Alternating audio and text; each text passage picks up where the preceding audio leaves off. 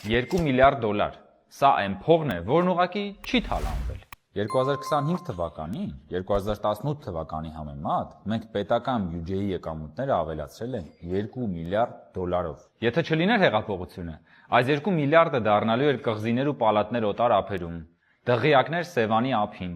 ատկատներ օֆշորներում։ Սա Քոչարյանի, Սերժի եւ նրանց մերձավոր օլիգարխների չթալանված փայնա։ Բայց այսօր այս փողը ձեր աչքի առջև է։